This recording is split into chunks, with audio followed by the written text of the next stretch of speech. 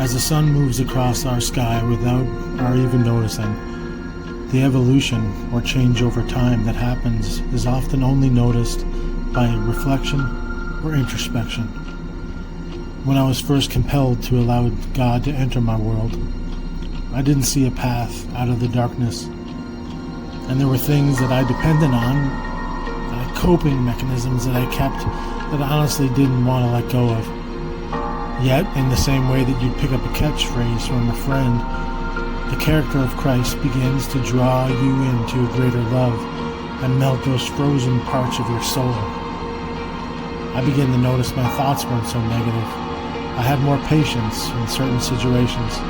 However, there came a time when there seemed to be a checkpoint, like a base camp halfway up a mountain. And in order to continue the journey, a new configuration was required.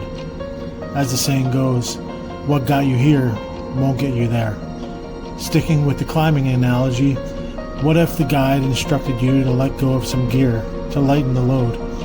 A piece of equipment you thought fondly of, or perhaps something that you thought you needed to go forward. This is where the training wheels come off. When the currency for love is obedience and the fruit of faith is action. The pain of leaving it behind, the question of how things will work and how things will operate without something you perceive to be so vital to your success. This is where the great stall happens, the place where it finally begins to cost you something and the heart is exposed.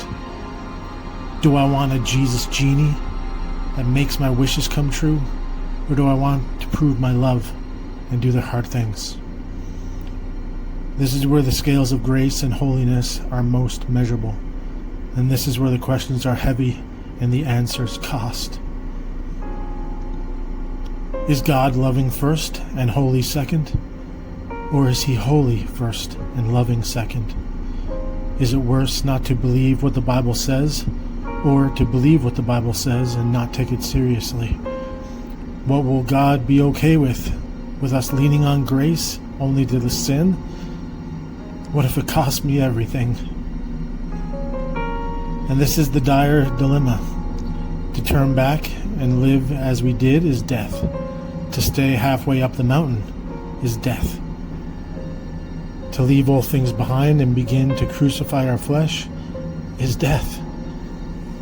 And in God's mercy, he gives us the choice.